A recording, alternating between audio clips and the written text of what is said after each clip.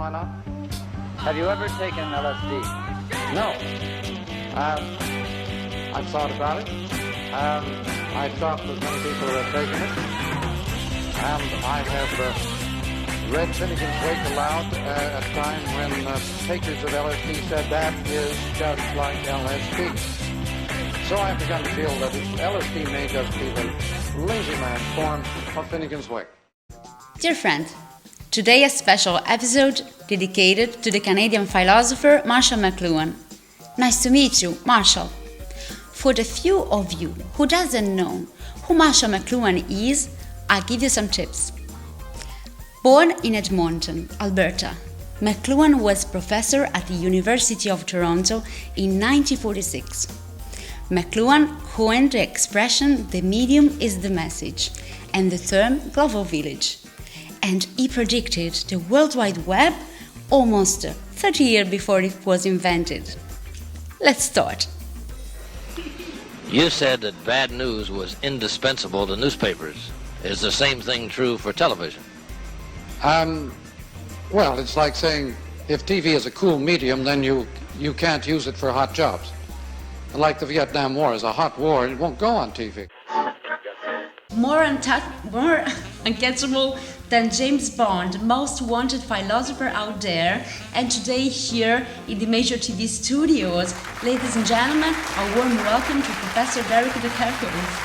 Hello. Hello, thank you for the invitation. I'm so excited and thank you so much for being here with us. Your reputation precedes you. You're a professor at University of Toronto, you're visiting professor at Polytechnic of Milan, and professor at Federico II of Naples. Was. You was. Not anymore at Federico II, but I was. Yes. So you met and worked with Marshall McLuhan for over 10 years, from 1972 to 1980s, as assistant, co-author and translator. What was he like? How was working with him?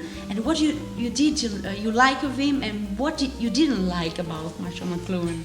Well, these are a lot of questions. What was Marshall like? He actually had an attitude of authority. Whatever he said was what was. And there was something very persuasive about his manner. And he was entirely within observation and thinking process, just having a little bit of time left for whatever was just there, which is the reason why he never bothered answering questions. He answered questions, but always next to the question, not exactly right on it. So, no, I found him, I knew him as a professor, as a public person, as a speaker, and also as, I almost dare not call it a friend, because friend is not something that he would have towards somebody at my level. It was just, I was one of the people who was around. I don't think that I was, but he did come, for example, the friend side. He did come to the christening. He became the godfather of my first son. So, you know, that was family kind. But the point is, no, he was in a larger situation, and he gave you some attention, but it wasn't exactly a priority. Yeah, I understand. It's not, and I don't dislike that. This is not a criticism. It's something about him that I remember very strongly and admired. And you know, I want to say one more thing about him as a professor, because I think that was really important. I think he actually really impressed me that first year when I understood nothing. The authority was all that kept me there. I'm not joking. I did not understand what he was talking about, but I knew it was absolutely essential. It was about where we were, about how we were, and about things that I had never thought I should actually have to concern my mind with. So this is what I'm sorry, I've taken too much time on this question, but I must say it is important to make that record, to say that that first year was the one where I discovered why I was at a university. Yeah, thanks for sharing this anecdote with us. It's very particular, very curious. How much of what was written and predicted by McLuhan has come to fruition? how much can still be achieved, and on the other hand, is there anything that went differently instead? Wow.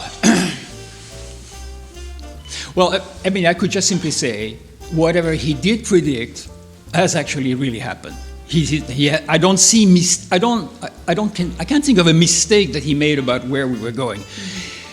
I've always felt a little bit, but not without some, anxiety, that he did not cover social media. Okay, call them the way you want. He covered them in some fashion because he knew, for example, that in the future, half the world would be busy spying and reporting on the other half. Well, that shows that the interconnection he had it. He absolutely did have it, but he did not explicate. And it's so big today that you sort of say, well, did he miss it or not? The rest is happening. Look, there is the story around this particular quote that I'm going to give you, which I call the Decalogue, right? Okay, right. And of course I had some problem about the fact that it never was of one piece. It's actually two pieces of McLuhan's quotation put together. Okay, I've said it. Right. Now I can say what I think it is. So the next medium, whatever it is, it could be the extension of consciousness. Okay, that's the first one. There was no internet when he said that, so that's the internet. Will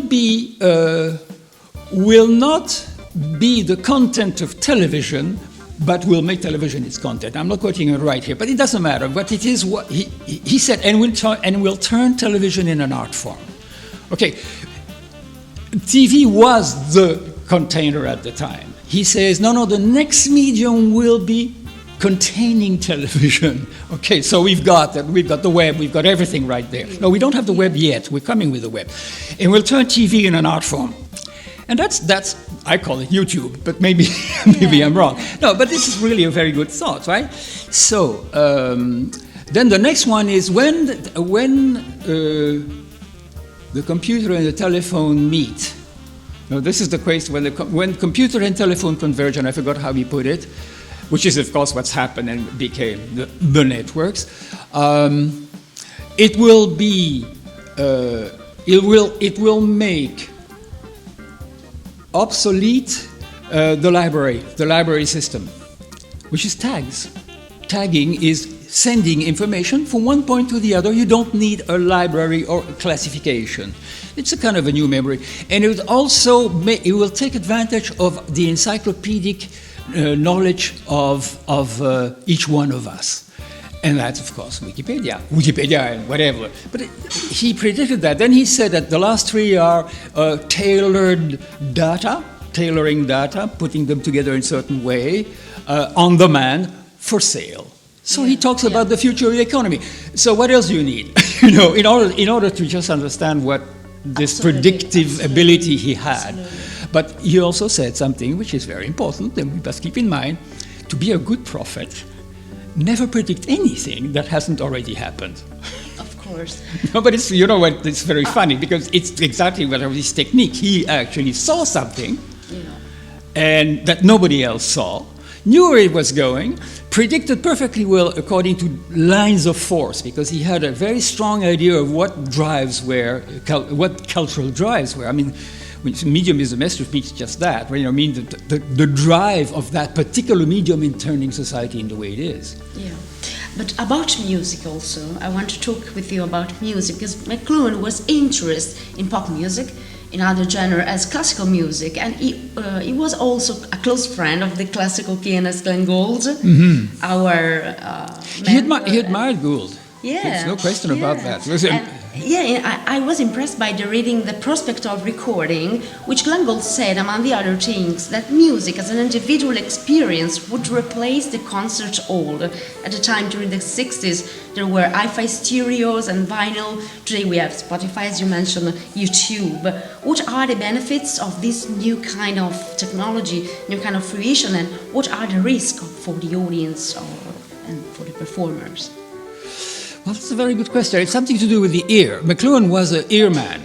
where he was very interested in anything to do with hearing and sound and also the relationship between sound and touch, the audio-tactile universe that he was actually describing. Says the same. Yeah, no, there is this whole idea of the interval. The interval is musical, and it's also the physical distance between you and I, between whatever, you know. So, and Marshall was fascinated by the interval. For him, that was a kind of not a metaphor, but a tool to study a situation. So it was very, very much the case. So we're talking about the ear. Well, here's an interesting kind of observation that we didn't share because there was no Walkman at the time. Remember Walkman? Yeah. Okay, that's the time when the ear moves from air to bone. The hearing moves from the air to bone. It's an entirely different kind of hearing. And Marshall would have been fascinated by this problem.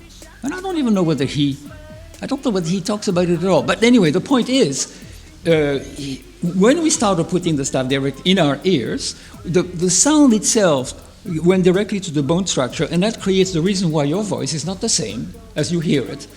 You hear your own voice, right? But as you hear it in the air, it's usually quite unpleasant.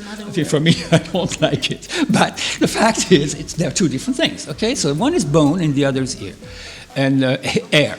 And so that would be something that changes the nature of music itself. And it has emphasized boosting, it's changed the ear. Marshall was fascinated by the work of Anton Ehrenzweig, and that was a book on vision and hearing and art and artistic consideration, where the whole question of the rebellion between generation was the fact that the hearing of the parents was absolutely not the same as the hearing of the kids, and that their own time reflected the sound of the city, reflected the sound of, the collective. Talking about the world of sound with McLuhan was understanding that in fact sound was something like an electromagnetic field. It was not. It was an interactive field. It was one in which people were actually, behaving in a very specific way. I think he probably felt that, there was a time when nobody understood the importance of hearing as opposed to vision. He wanted to. In fact, the book that we put together was called From Eye to Ear. Yeah, but as you said, now it's a different approach with the new media, also with music, and the audience became the artist. What are the implications? We can create. I can play music, I can put on YouTube.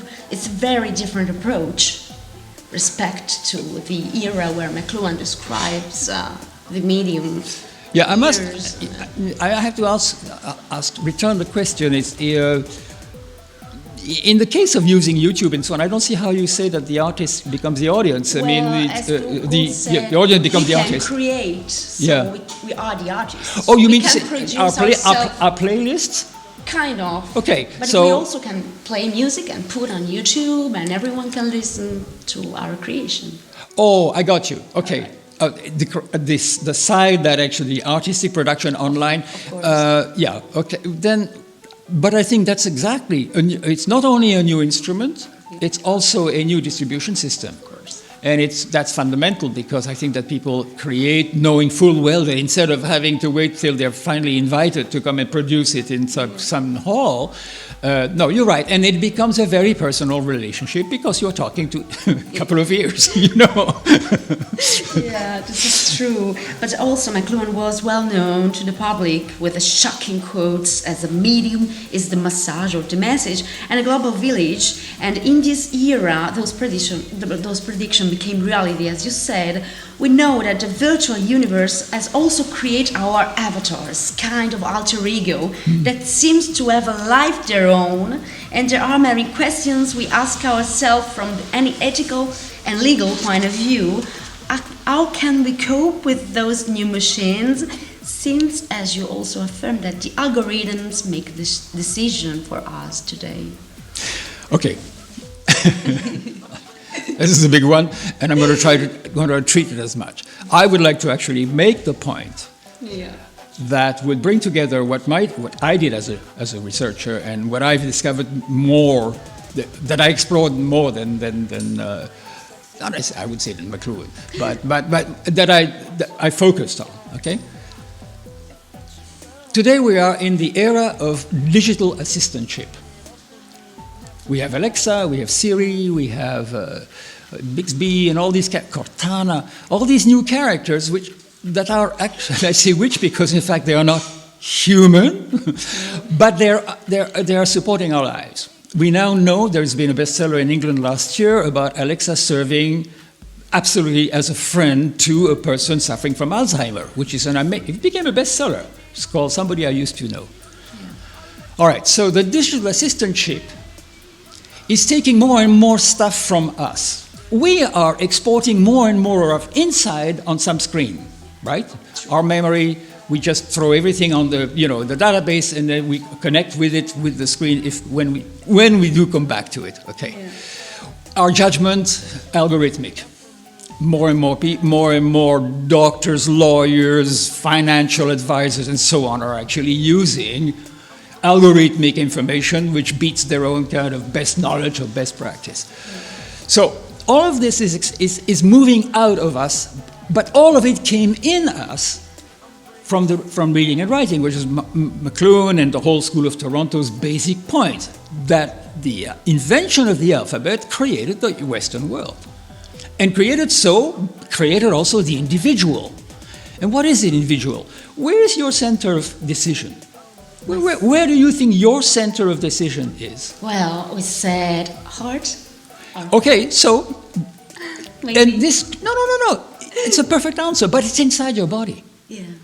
Okay, that's the point, but that's the point. Yeah. Whether it's your head, whether it's your heart, whether it's some kind of not so place, it is something that's inside you and with which you are totally associated. That's where you make decisions. I'm not saying it. That's where you think. That's where you move. Yeah. Whatever you do. Yeah. That's not necessarily destined to stay there. Okay. And that's where McLuhan comes in. Marshall makes you understand that the alphabet has created an entirely different person, has created an individual. But how? How? By internalizing language. Yeah. No? By putting language inside you, using it as a personal medium, you then start making use of language for your own use and not for just exchanging stuff. Yeah. Right? Yeah. So, this internalization of language, of its contents, learning how to live by reading novels, Yeah. People read novels to know how other people live, so they actually start behaving it. Of course, they also have to deal with their social surrounding. But the point is this, all of this internalization is facing the opposite direction now. Now we put privacy comes from the alphabet. Yeah. Where is it going now? Where's our privacy? We put everything online. Yeah, but whatever we don't put, people drag out. I mean, come on. Yeah. It's a very serious thing that's happening. So here we are, McLuhan and the Kerckhove in some fashion together, in the sense that what we are seeing today are two things. We are looking at our digital twins, which is the term that is used for the kind of sophisticated digital assistant that we might actually develop, right? Yeah. It's called a digital twin, and it contains everything. It contains all about, no, wait till I'm finished. Yeah. It contains all about you, knows all of you, knows what you ate 3 years ago, and what consequences it may have had, gives the doctor all the information, but it also has access to data analytics in a way that we don't have. You and I, if somebody say, well, I've got all these data, I'd like to sort of find some, interesting question to put there. We don't know how to do this. The actual twin has access to that. All you have to do is basically want to know something, and the twin will find it for you. So it's both a Google database and a personal database. It's everything to do with your memory. Absolutely. Your memory is gone now. It's gone there. There's stuff you remember, your physical experience, you remember that, but all the content is gone out, right? Absolutely. So this is where we are looking at a situation where we are emptying ourselves from the inside, And on the other hand, we have social credits, the Chinese invention to survey society, which looks upon you at the social level, which means that we are absorbed, even though we are all different, we're still all sort of different separate people, we are absorbed by a system that is putting us all together in a single database. What kind of human comes out of that? What kind of politics?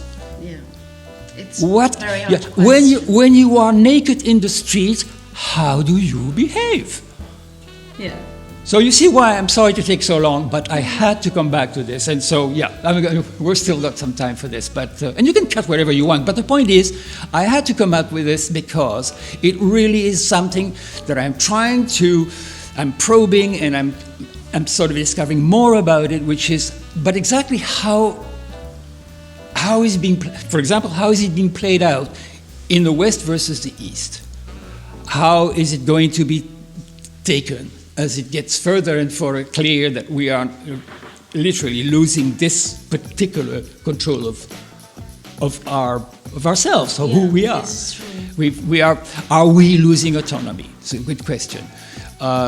But as you said, we lose something, and we lose the capacity of analysis sometimes. And what I want to ask you is about the role of the artist today, the musician, the painters, the people who makes art inside the media. The artist, the idea of artist from McLuhan, there was only one kind of artist. The one that, I don't ignore the other kind, but this was one kind. It's the artist that actually taught you a lesson, that told you what nobody knew, and it was the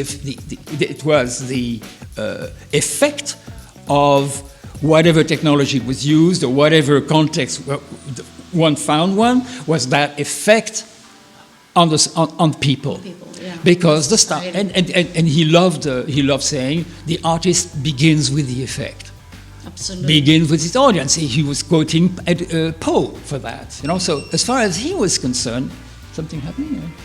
No, as far as he was concerned, the artist was there to adjust to our time.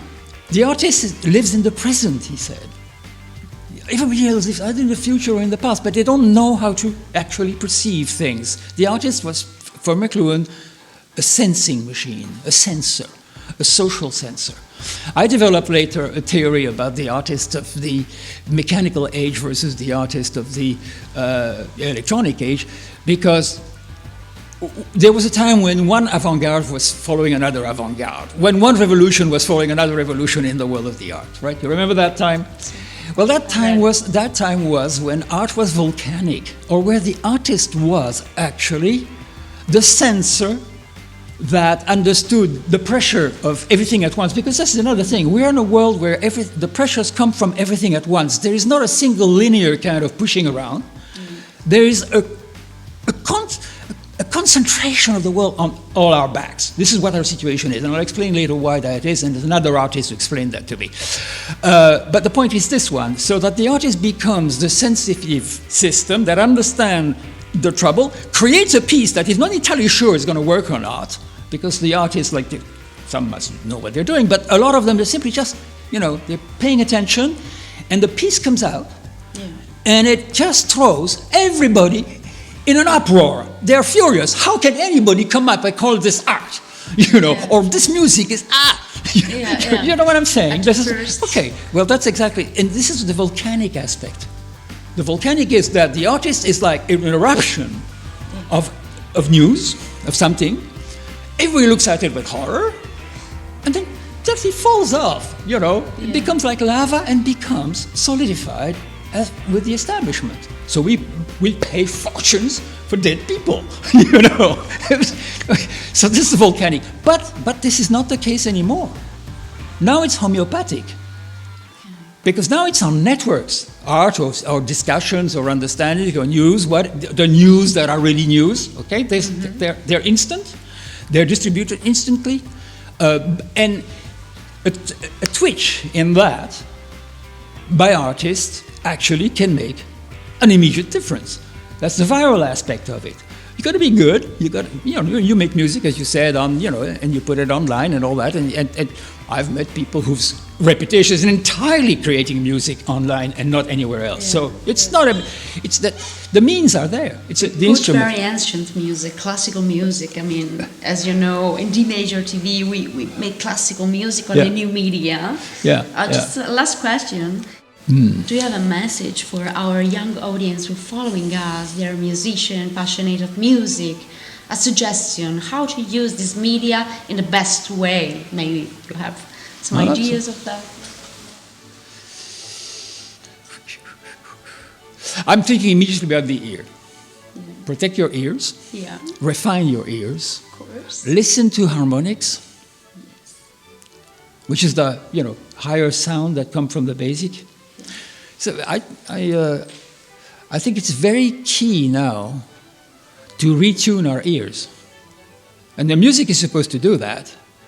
And I can't judge whether big explosive nightclub music is good or bad. I can't say that. I don't know whether this is an old man talking, right? I don't know whether this the explosion of sound and that sort of crowded stuff. I don't know whether that's really good for us or not. I mean, if you can turn it mentally into white noise, the noise of the city, the noise of all the conflicting sounds, well, okay, But I like very much what McLuhan used to quote a lot again, which is silence is all the sounds of the environment at once, which is not something he invented, but which was the famous. He came. Well, not to mention, I forgot the name. It'll come back. This is jet lag. No, I mean it. No, it's true. I forget names. I forget names after flying. Everywhere. I was everywhere. So our time is finished. I'm sorry. Okay, I listened to you for hours. Yes! Thank you so much to Derrick de Kerckhove for this wonderful interview. Professor, we hope to see you soon in the major. We're following you on your activities, also on Media 2000. It's your blog, your journal online. It's very interesting to follow, also for the Italian audience following us. And be ready for the next interview. Thank you. Cool. Thanks. Bye-bye. You said that bad news was indispensable to newspapers. Is the same thing true for television? Well, it's like saying if TV is a cool medium, then you can't use it for hot jobs. Like the Vietnam War is a hot war, it won't go on TV. We are here with our second guest, the Professor Alexander Kuskis. Let me introduce you to the professor. He was born in Czechoslovakia of Latvian parents and immigrated to Canada at the age of 4. He has divided his career equally between education and business. He is graduated at the University of Western Ontario, University of Toronto and Ryerson University. He teaches at the University of Toronto, Manitoba, Wilfrid Laurier University, and now at Gonzaga University. A warm welcome to Professor Alexander Kuskis. Hello. Hi, Alida. Pleased to meet you. Finally. Finally, yeah, me too. I'm so thrilled for this interview. And I would like to start with the first question. You are a professor, so if you have to tell to a young student who was Marshall McLuhan, how could you introduce to him? Well, he's, I think, one of the most important things he did. He helped to introduce a whole field of academic studies that never existed before, called media studies. When I was going to university at the University of Toronto in the early 1970s, Marshall McLuhan was alive. Unfortunately, I made the biggest mistake in my life. I had a chance to take his graduate course in society and technology or something, and I didn't take it, unfortunately. So why? Because I was then studying theater. I was in the Graduate Center for the Study of Drama, and I was studying dramatic literature and theater history, and also putting on plays. He also had a very unique approach to understanding media.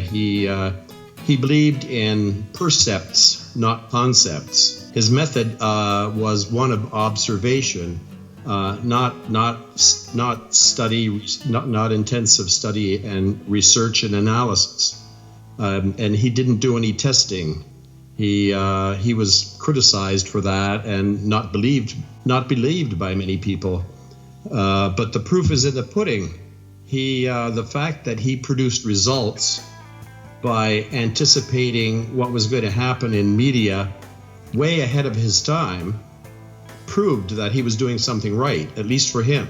Yeah. So that's completely unique. I mean, there's no way of imitating his way of gaining his understanding. Of course, he was a pioneer of media studies. Of course, he coined the media studies. I love your shirt. It's so beautiful. And there is the famous quote of Marshall McLuhan, "The medium is the message." You are also the admin of the Facebook group dedicated to Marshall McLuhan. This is great. Where did you get this incredible idea?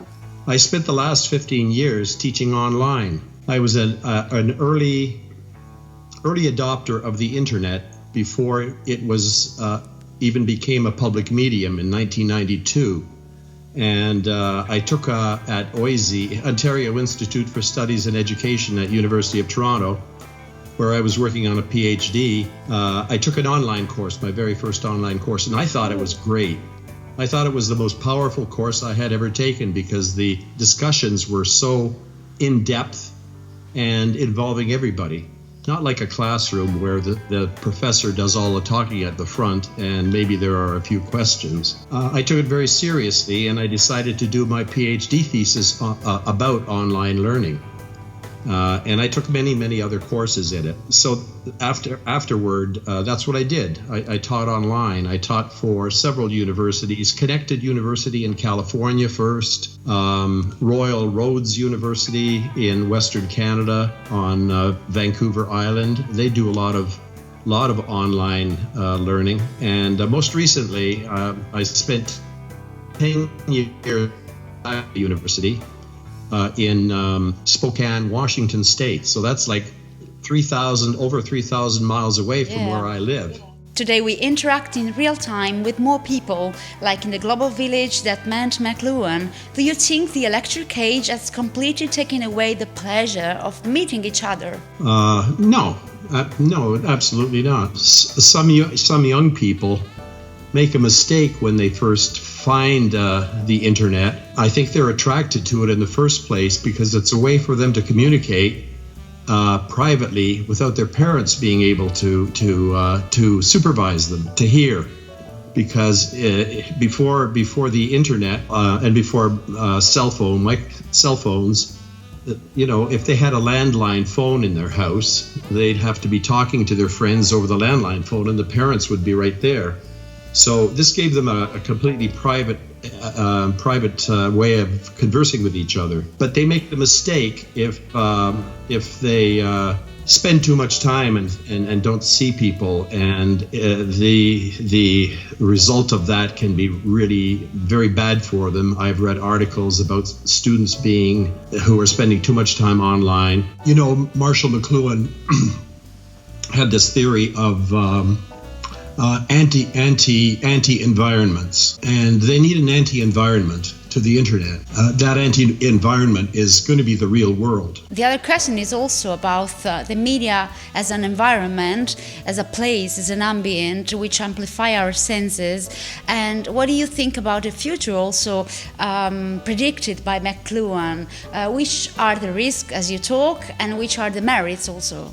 He insisted about all media, not just the internet, that all media offer services, but they also offer disservices. There isn't a single medium. So certainly the internet does. And I remember in the early days of the internet, we were all very optimistic about being empowered. The whole word, the word was empowerment, that we had something new and it was powerful, and we could organize and talk around the world. We soon found out, well, gradually, not soon, it took a while, that the internet has a dark side, and there are a lot of bad things that have come along with it. And I think Facebook, in fact, is a good example. Facebook now is in a lot of trouble with the American government and and also the governments in the European Union. I mean, they had a big fine from the European Union for the way they conduct their business. I mean, what they're selling is us. They're selling the people their information, but also more recently they've been affecting politics. They affected the last election in the United States, and they're affecting it again. And there's terrible concern. They have a huge influence. There are 2 billion people on the internet now. 2 billion. Wow, that's huge. You are a lot, maybe too much. But McLuhan also refer to the media he talk about art or cool media. Is it Facebook and art or cool media?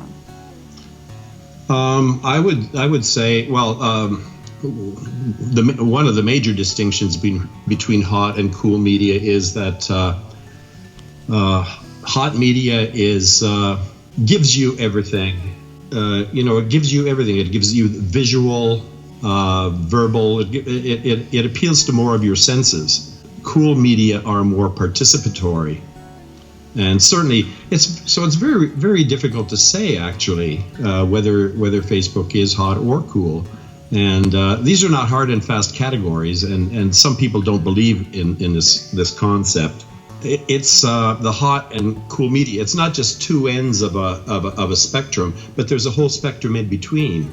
There's hot, not so hot, less hot, medium hot, and cool, cooler, coolest. So it's a spectrum, a scale. So you can't just use those two endpoints. I don't know. You didn't prepare me for that one. I didn't think about it. Facebook gives you a lot of information, but it's also participatory. So it's got elements of both hot media and cool media, and it's participatory. Now that is if you participate. I mean, the Marshall McLuhan group that I have has almost 1,600 members, but the people who ever have anything to say is maybe 10 to 20. You should make a poll on the group of Marshall McLuhan on Facebook, and you should ask the participants to the group and ask them what they think about if Facebook is art or cool media, maybe. Well, for McLuhan, when a technology supplants the old, there is a transition period.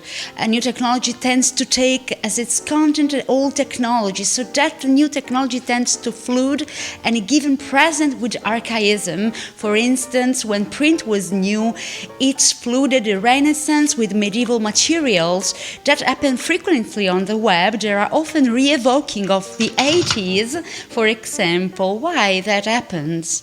Media evolves. And I know you interviewed Paul Levinson, and he has the best theory of media evolution. He wrote it for his PhD thesis at New York University. He called it the anthropocentric theory of media evolution. And it basically means mediums evolve towards greater lifelikeness. And they start very basic, but they evolve more to greater lifelikeness. The best example is film. The movies started out with silent cinema, and it was black and white, and not very good. It was very jerky. Maybe they also had a pianist playing on a piano to set the mood, because music is very mood setting. But it evolved. Cinema didn't stay that way. Movies didn't stay that way. Soon they added sound. So you see in Charlie Chaplin, his early films were all just simply motion and maybe music. But then they added voice, and the actors suddenly could speak. That wasn't finished. Movies continued on. And again, this is towards greater lifelikeness. People want to see want to hear an image that looks like life, not something that's artificial. So eventually color was added to movies and lots of other things, CinemaScope, widescreens, etc. So that it's greater, moving towards greater lifelikeness. Now, but the problem is when a new medium starts out, it doesn't have a grammar. People don't know how to use it. Artists don't know how to use it.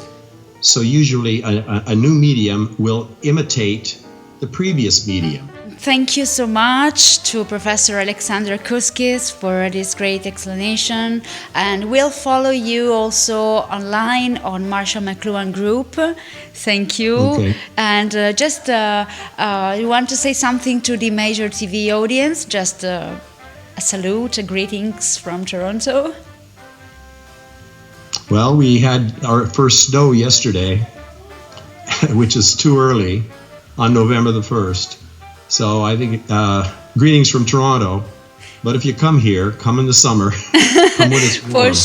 For sure. We come and visit you. Thank you to Professor Alexander Kuskis, and be ready for the next interview. And now, our third guest, reporting from New York City, Paul Levinson, writer and professor of communication and media studies at Fordham University. Hello, Paul. Hi, Alida. It's a pleasure to be here. I love your Italian accent, and I love the picture of McLuhan that's right in back of you, so it's all good. Thank you so much. It's an honor to interview you. I have a lot of questions. You are a man of the media. You're multi-skilled. You are a philosopher, you're a musician, you are a writer of science fiction novels. You wrote two amazing books that I love so much, Digital McLuhan and McLuhan in the age of social media. So you're inspired so much by his work. But I would love also to talk about the friendship of Marshall McLuhan and Glenn Gould. McLuhan talks about the ears as a substitute of the eyes, and Glenn Gould also loved radio. He wrote documentaries for the medium of the radio, but Glenn also is on YouTube right now, so we can watch him playing and talking. He was ahead of his time. In this era, it's complicated. Music is available everywhere, every time, and there's a lot of video clips and streaming. Do you think streaming is destroying the music industry? Where are we going? No, I think streaming is invigorating the music industry because it allows more people to hear music instantly. You know, when I was a kid growing up, all we had was radio and vinyl records. So, you know, if I was driving in a car, listening to the radio and I heard a song that I liked and I wanted to hear that song again, I couldn't do it. I mean, the only thing I could do is drive right home and put a vinyl on the turntable, and that was a lot better than nothing. But now, you know, with our phones and everything, if I'm listening to something and I want to hear it again and again and again, I can just stream it on just about any site, Bandcamp, Spotify, YouTube, as you were saying about Gould. So I think this is a great innovation. The only people who think it's destroying art are people who have no talent and are losers, not real musicians. I 100% agree with you. Glenn compared himself to the great forger, like Van Meegen, a forger of the painter Van Dyck, since he also became a kind of magician of the tape because he retired from the circuits of the concert for the recording studio, and now the music is made exclusively from computers. Almost part of the music is made by auto-tunes and kind of new stuff. What contribution can the human as an artist give to the machines? Well, that's a very good question. And as you know, I just recorded a new album. Actually, I recorded it in 2018, and it's going to be released in early 2020. But, you know, the question, you know, in this age of digital media, and you can make all these sounds. You want an organ to sound a certain way. You want a piano to sound another way. You don't even need a piano or an organ. But I'll tell you what you do need, and which is important to me. You need a human voice. So I don't have the greatest singing voice in the world. So if I'm singing a song, maybe I hit a flat note or something, and electronically, digitally, they can move that note up so it sounds perfect. But what the computers can't do is put a personality into my singing. So if I say, if I travel to the past, da, da, da, da, just like a nice quiet thing, no matter what computer you have, no computer could quite get exactly that expression from me. And I think that's even true of instruments as well. If somebody's playing the violin or the piano or the guitar, and they're a talented person, they put their heart and soul into that performance. And yeah, the computer can improve it, it can erase errors, but that core, that essence, only a human being can provide it. Yeah, that's true. We have soul, we have heart, and the machine don't have at the moment. Yeah. No, they never will, actually, I think. The best that we'll get with machines is highly intelligent, mobile libraries which can draw on knowledge and apply it. But we're not going to get any originality, and we never have. And we don't even understand, frankly, how we human beings came to be. We have like over 98% DNA identical with great apes, chimpanzees and gorillas. But there was no Marshall McLuhan among great apes. There was no Isaac Asimov. There was no Paul McCartney. There was no anyone that we know as a human being who has an enormous amount of talent, or any talent. And so it's more than just genetics. Whatever it is that makes us who we are as human beings, our scientists don't even yet understand that. So we're never going to, until we understand that, we're never going to be able to build that in a machine. Yeah, sometimes it seems we lost something in the past. You talk about Asimov, you talk about Paul McCartney. I mean, I imagine as artists as Gold, as a pianist, we have a vastity, a quantity of music and literature. It's hard to choose. It's big.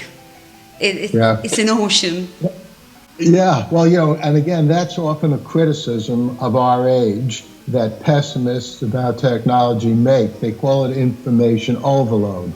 Oh my God, we have so much information. Wasn't it better, 100 years ago when we had far less information? No, it was worse, because the fact that we have so much information now gives us more to choose from. And part of being a human being is choosing. Part of what makes us free is having the capacity to say, okay, I would rather have this than that. I would rather listen to this than that. I would rather be playing a Steinway piano than, I don't know, some other piano. I don't know anything about pianos. But the point is, choice is good. It allows us to fulfill our humanity. Of course, it is. According to a Marshall McLuhan statement, the new media decided all sort of arrangement in the other spheres. He said, who understood the power of technological innovation to disrupt and shape society. Are you more positive or negative about the new media?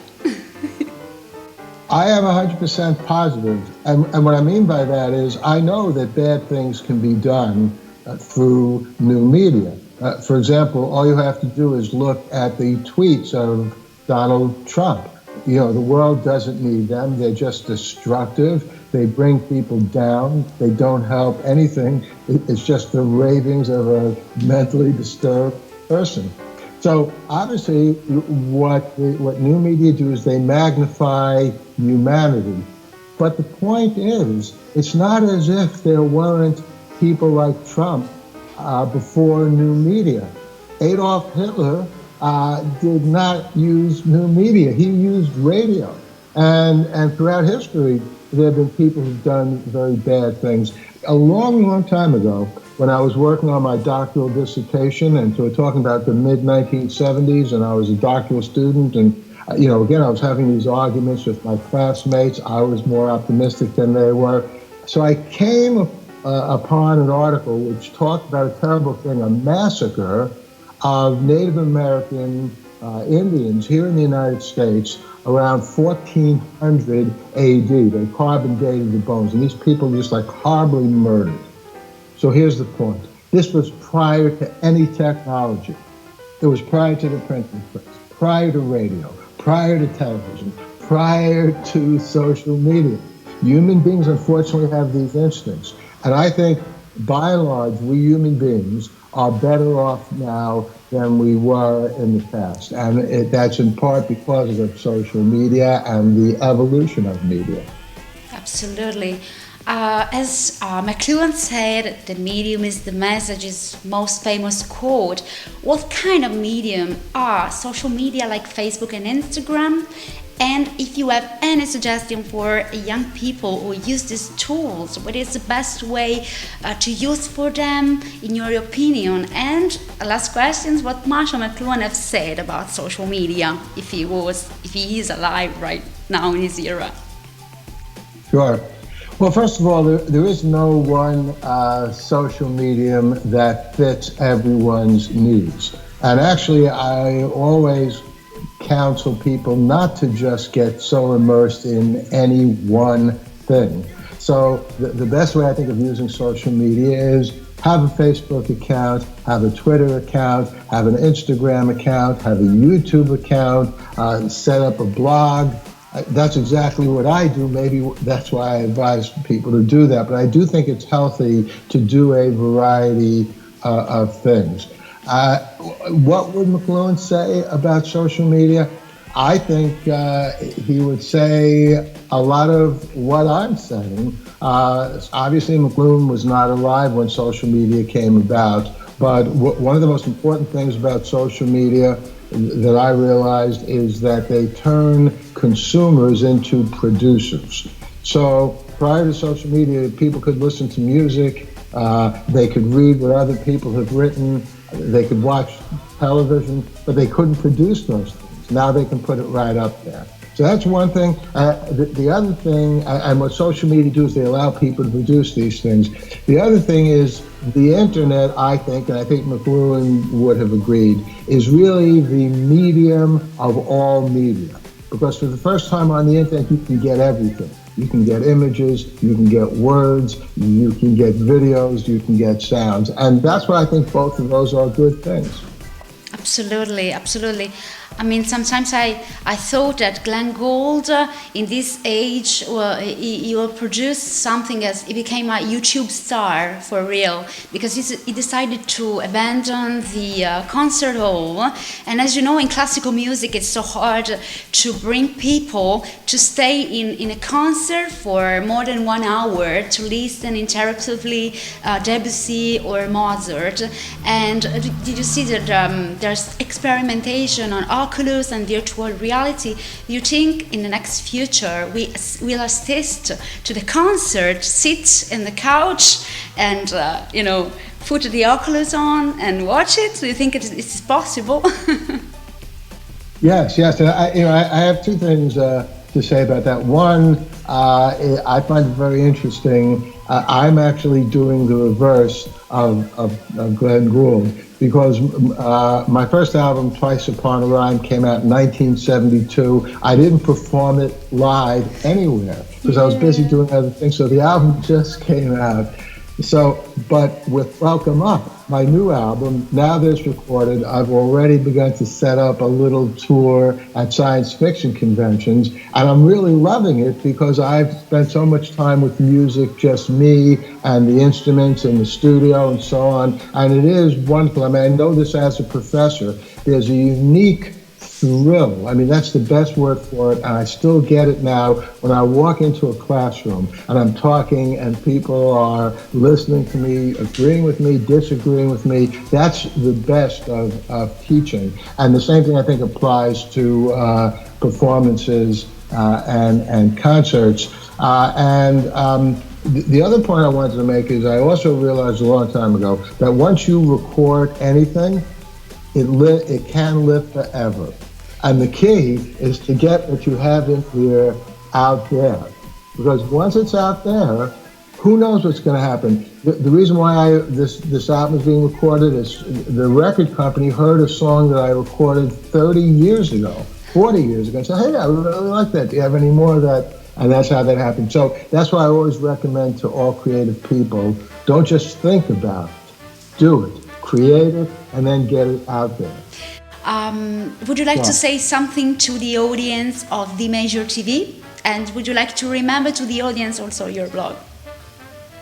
Sure. What I want to say to the audience of D Major TV is that you're lucky to have such a great YouTube channel. I think it's making a wonderful contribution, and it's very, very exciting. These interviews and everything you're doing on that channel is a great example, of the creativity that you can put out there, and then everybody can see it. So I'm thrilled to be part of that.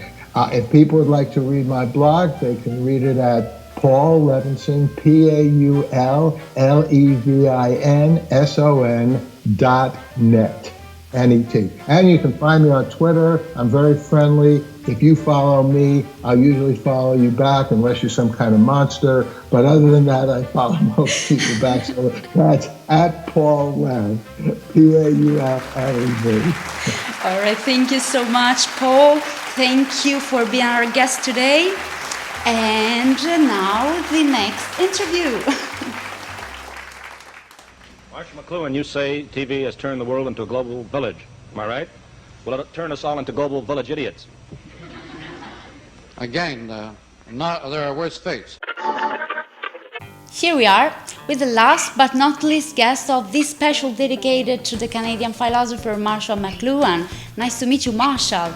Ladies and gentlemen, in live chat from Toronto, Paolo Granata, professor of media studies at the University of Toronto and scholar of Marshall McLuhan. Hello, Paolo. Hi there, greetings from Toronto, and nice to meet you, Marshall. Yeah, Paolo, it's a pleasure to have you here. I also interview you for the documentary Nice to Meet You, Glenn, dedicated to Glenn Gould. Now we are curious to ask you about Marshall McLuhan. As I said, you are a scholar of McLuhan and media ecology, and we are all use social media, but how can we better understand what's happening and what is media ecology? Our audience is very curious to know. Well, media ecology is a new field of studies in the field of media studies in general. Media ecology essentially conceives media not just as tools or channels or vessels to channel communication, but media are conceived as environments within which we live. It's an environmental, systemic vision to rethink the way we understand the media around us. Yeah, I listen a YouTube conference where you talk about McLuhan and magic. As per McLuhan himself, magic is not a prerogative of more traditional and primitive society, rather is a constant feature of symbolic thought that we can be experienced also today in media practice. What is the new spell of social media? Well, that's right. Any new technology is a form of magic. Any new technology inspires a sort of magic spells in us. We don't know how it works, but it works. So this is a kind of black box. Technology has always been a black box. And since the beginning of our times, essentially magic, religion, arts were merged each other as the unknown. So we cannot explain but it works, it is engaging, and to some extent we are deeply related to this kind of interpretative form of our culture. So let's say that any new technology inspires this form of magic, and according to McLuhan, magic also is able to connect people, to foster relationship within people, to embrace not only communication but an intimate relationship between those who are part of the same ritual.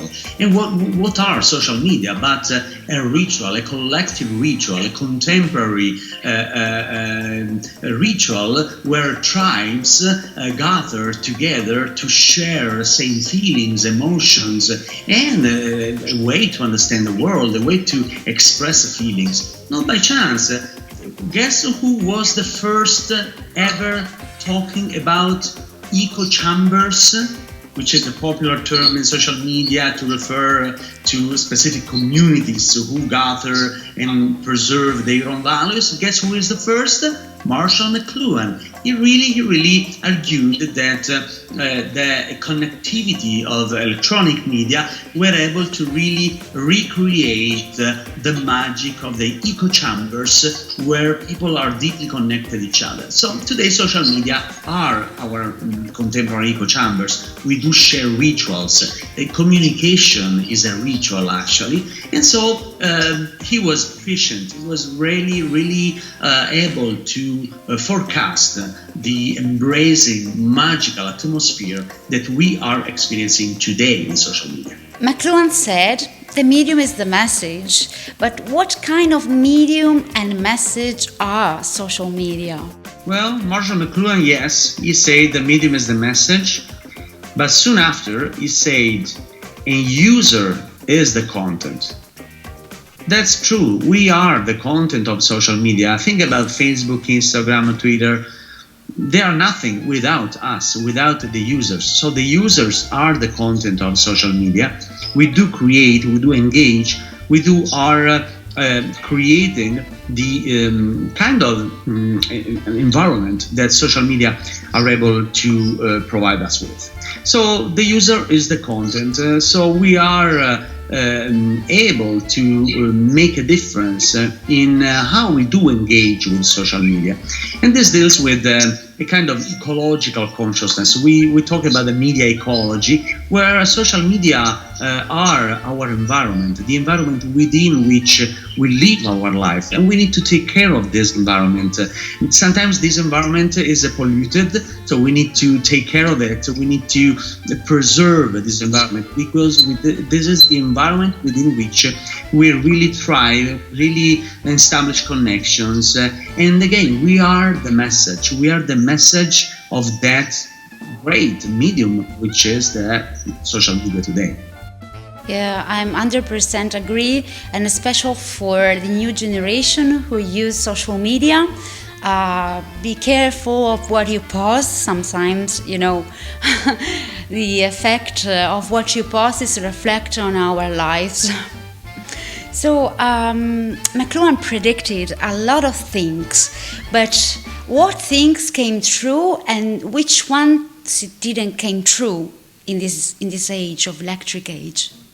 Well, obviously Marshall McLuhan was able to predict the advent of the global village. Today we still live in a global village. Internet provided us with the opportunity to gather, to connect, to work together, regardless of geographic boundaries. So he was able to really forecast the advent of this global sphere for humanity in the 21st century. However, there was an unintended implication of our contemporary media environment. So that idea of a village where people can gather together and express their freedom is still to come. Because essentially nowadays our internet environment is controlled by a few great companies. Facebook, Google, they are private companies. we are their business models. Essentially, we humans are data, not just humans. So this kind of humanistic thinking was not predicted by McLuhan. McLuhan was able to, again, to provide probably a better vision of the global village. We today have to deal with a different picture, with a different theme. I won't say a nightmare, but it's up to us. It's now the time to really turn that potential nightmare into a beautiful garden, a beautiful place where we can thrive and not let private companies rule ethical guidelines, rules of our life, but gathering together to really make the internet world a better place. Well, in the Beijing TV, we speak also about music, and we are the users. We try to create something in classical music. What do you think about the use of music in the web age as the synesthetic approach in reference of music and image fuses together in a total embrace? What can we say today about this use of music in web? Well, McLuhan argued we are back to the acoustic space, so we live in an acoustic world. Orality, music, any kind of acoustic determination really makes us be part of a connective intelligence, of a connective substrate.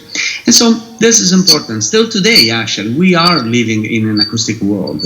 We do engage with the media, with social media. We do talk to our technological devices, such as Alexa or Siri. So we're using that kind of oral and acoustic connection to deal with our technology. So the visual world is still present. The visual world, we do interact using visuals in media. But again, so technology is now taking control of our voice, of our way of expression. So it's a deep technological shift that after voice, after ears, after eyes, of course, it will probably be even more embracing. So the whole, as you say, the synesthetic and sensorium, Marshall McLuhan used the very word sensorium to refer to the network of our senses. So we do use, still today, but we will use technology using our all senses, our all sensorial network. So, do you have any advice to our young audience? What advice could you give about a fundamental book on Marshall McLuhan? Well, my advice is, it may sound a little bit funny, because it's I do suggest to approach Marshall McLuhan, retrieving somewhere, I think it's online, an interview he delivered for Playboy magazine. Many don't know that Playboy magazine in the 60s and 70s used to host great interviews to the most important influential intellectuals of that time. So Marshall McLuhan delivered a long interview, a dozen pages in Playboy magazine, really addressing all the most important topics in his theoretical framework and his ideas. So you will enjoy the Playboy interview, and you will enjoy how Marshall McLuhan was able to talk about drugs, music, computers, and any aspect of contemporary society. And in that interview, you will see, yes, the core of Marshall McLuhan's prescient and influential ideas. Thank you, Paolo. It's a pleasure to have you as a guest today in this special dedicated to Marshall McLuhan. Thank you very much for being with us. And it's my pleasure. Thank you for inviting me. You are always welcome. And we say goodbye to our audience and to see you in a while. You've been quoted as saying that you don't necessarily agree with everything that you say. I have no point of view, as for example now. See, I couldn't possibly have a point of view. I'm just moving around and picking up information from many directions. Thank you all for following the special Nice to Meet You, Marshall, dedicated to the Canadian philosopher Marshall McLuhan. Thanks again to our guests, Derrick the Kerckhove, Alexander Kuskis, Paul Levinson and Paolo Granata, and remember to follow the activities of Derrick the Kerckhove on Media 2000, the activities of Alexander Kuskis on the group Marshall McLuhan, the blog of Paul Levinson, and the activities of Paolo Granata. If you enjoy the special, don't forget to share with your friends and leave a comment below. We remind you that D-Major TV can exist only thanks to you, and with the price of a coffee, you can help us to remain free and independent. You can support us on PayPal at this link. And you can also become a super supporter on Patreon at this link. See you for the next episode and stay with us.